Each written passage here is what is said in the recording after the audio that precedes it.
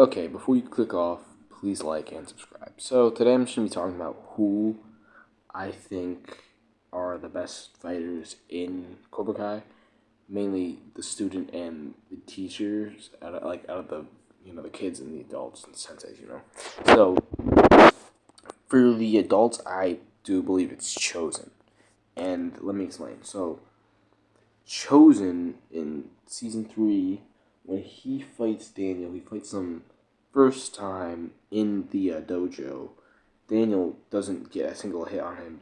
Chosen takes him out multiple times, and some people say that Chosen needed to use the pressure points, but Chosen, first off, remember, this is sparring, and Chosen's testing him, and he just shits on him, and he can't land a single hit.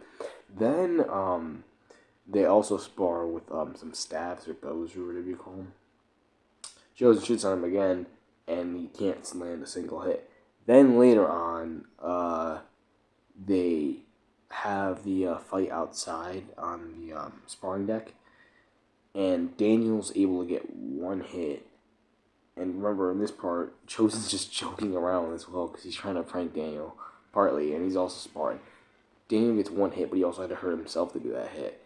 And then Chosen just destroys him and then makes a joke out of him. So I think it's safe to say that Chosen is vastly above Daniel. Daniel does get better, but I mean, I don't think Daniel's going to be using pressure points, which is mainly what he got better from, on Chosen, who taught him to them. Anyways, Terry Silver. People say Terry's better because he basically noted Johnny. Johnny got a few hits on him, but I think it's also worth mentioning. People say Johnny off-guarded him, but I think it's more so because Terry jumped Johnny, so I think that kind of evens it out. But it's also Jerry didn't just jump him; he just came out of like the shadows and stuff. He was like literally hiding. So yeah, pretty much Terry does.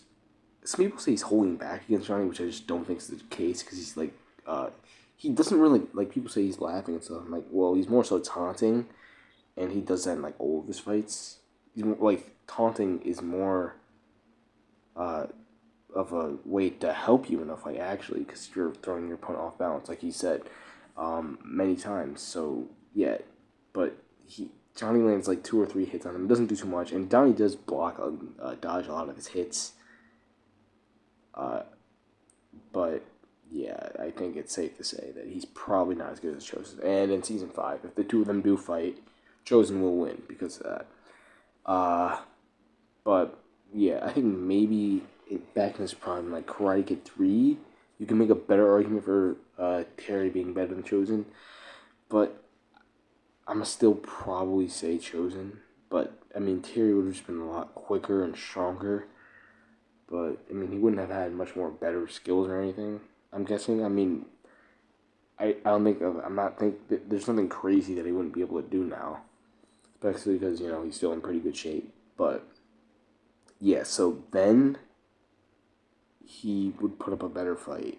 But now I think Joseph would win, especially because the pressure points seem to work a lot better on older people. Because like your mobility is hindered when you get old. At least that's just how I interpret it. So, yeah, I think Chosen would defeat Terry, but it wouldn't be an easy fight. And in his prime, it would be even harder. But yeah, Chosen, I feel like we haven't seen fully what he can do because he is holding back a lot against Daniel. Well, Terry wasn't really holding him back against Johnny as he was really trying to hurt him. But yeah, that's it for the sensei. So now on to the students. Okay, a little side note. Me personally, I don't like to use scaling logic because scaling logic completely just ignores how characters fight. Like, I mean, okay, I could make a bunch of examples, but that's not really what the video is about, and then I'll go on a rant, which I kind of just don't want to do right now. So, anyways, so if you want to do scaling logic, okay, think about it like this. I don't use this as proof for what I believe, but I mean, you could. So Miguel fights. It's Robbie in season 3, end of season 3, fights Johnny, lands like one hit, and it's also worth noting, Robbie's pissed as shit and trying to like really like fuck up his dad, but Johnny just one shots him and he's not even trying. He's literally telling him, "I don't want to fight you." Versus Miguel, a couple weeks later in either the first or second episode of season 4, and I'm pretty confident that it's a few weeks because it's like one of their first few days training together, and they train most of the week.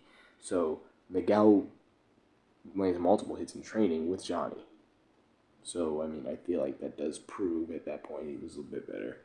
But I mean, that's not what I think really, but like I mean, one could say that. Then you could say, oh, Robbie improves, so does Miguel. So I feel like it's safe to say if you wanted to use that as evidence, then you have an answer. But so based off of the character's actions, it does seem like Miguel is the best, and then I'll provide like some other reasoning.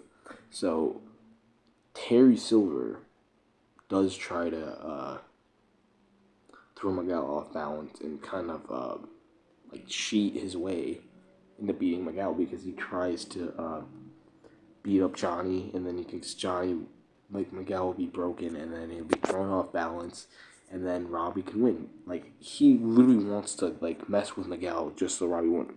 That shows, and that's Robbie's sensei, and he thinks Miguel's probably a better fighter, and he thought he should have beaten Hawk. I mean, I think personally that Robbie is slightly better than Hawk, but I mean it's hard to say because I'll probably say Robbie because he was gonna probably land that hit. He did have enough time to land the hit, but in a street fight, I'd probably say Robbie too. But I don't know. That's tough. But anyways, so Terry said that. Daniel also gives Miguel the headband, even though Miguel was in 2 JoJo's at the time, and Eli was only a Miyagi-Do student at a point, and so was Robbie at some point, and neither of them got the headband. And Miguel was leading their classes when he was in Miyagi-Do, when he was fighting or practicing with Miyagi-Do.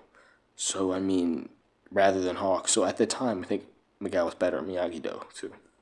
Johnny also does seem to think that Miguel is the best fighter, as he does say that you can take Hawk out because he just tells Hawk, he tells Miguel to just take his ass out because he's beaten Hawk before, and he still thinks once again he's trained with Hawk throughout the season, even though Hawk does get better, so does Miguel. He does still think Miguel can win. So all the senseis, I mean, Kreese didn't really give his opinion, but so all the senseis do seem to think that Miguel is the best fighter, and Demichi also kind of seems to think that because he says that one line, and it also helps that nobody's beaten Miguel either, which is true. He's undefeated, because he's that guy. But that's kind of besides the point. Okay, and then another thing is people say, "Oh, Hawk was only using Miyagi-Do when he fought Miguel," and the reason I think that makes sense, kind of, because Miguel didn't spend too much time in Miyagi-Do. It's basically like the opposite of what happened with Robbie. Robbie spent more time in Miyagi-Do than Hawk, so he knew its weaknesses. So if Hawk used Cobra Kai, Miguel would know its weaknesses, and he would exploit them. I mean, he did that multiple times when they sparred all the time, and Miguel would always win, right? Especially like a Coyote Shake, you say, "Oh, Hawk got better in like season 3," but I think Miguel in season 2 is still better, and then he's improved his offense since then. So Eli's best bet was probably to go for the majority defense, which is what he did. And Robbie, we've already seen Miguel be able to break his defense. And then once again, like I said, Miguel has more experience with Cobra Kai and offense, so he'd know its weaknesses and he'd be able to exploit them once again. So that's pretty much why I personally think he was the best fighter. But yeah, it does seem like he was gonna win based off of the fight. He was controlling the fight. He was really quick. Like Eli was really struggling, and yeah, I just think he was better. Like visually, also he didn't get a single point score on the whole tournament. Worth noting, while Eli did. So defense wise, he might be better than Eli, and offense wise, I think it's safe to say he's probably better than Eli or Robbie. So I think he's probably the best overall, and would still win. and Jacob Bertrand kind of talked about this as well. I'll show you a clip of his interview with Cobra Kai Theory, and it explains what I'm talking about. So yeah. As he wanted. Yeah. And that was definitely a moment where it was like, oh, Robbie could have won, but had all these, things on his mind and all this huge weight on his shoulders, and wasn't able to get the job done. But I don't know. I think You don't think it'll affect him? What'd you say? You don't think it'll affect him when he finds out? I think a bigger thing in his mind is, that he didn't really fight Miguel.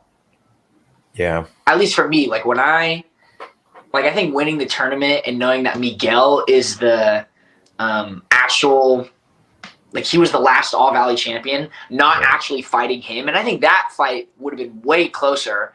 And even as you watch it, you see Miguel is doing really well in the fight. When we were working the choreography, he's driving that first portion of the fight pretty much the whole time. As far as it goes for Hawk versus Robbie, I think Hawk takes Robbie any day, any time. I think maybe 9. There's 1 time out of 10. I think Robbie wins that fight, but 9 times out of 10, Hawk wins every time. I like the way it ended, man. It made sense. It did. It totally made sense. I think the Miguel Hawk, I think that's a little more nuanced. I think that's 50-50. It could go either way. But there is some sort of talks like that or feelings like that, I'd say, in Hawk moving forward. Not knowing. Being confident, but he didn't fight Miguel, and that's something that I thought when I won. I was like, oh dang, I didn't fight Miguel. The action coach, he just provided the reasons why you're wrong. You just previously said wrong of it. Well, okay, so actually, I already proved why I'm right. And I proved why Hawk would be beaten by Miguel, and he just told the audience that Miguel would probably beat Hawk, or would have been equal to Hawk. And why he would have been probably better than Robbie. So, I feel like this is a done case. Alright, sorry for the mean joke, guys. But, anyways, I want to hear your opinions in the comments down below. Be nice to each other. I'm not going to debate anybody in the comments or anything like that. But, just tell me your opinion. Tell me why you believe that opinion. And have a good day. See you. Bye.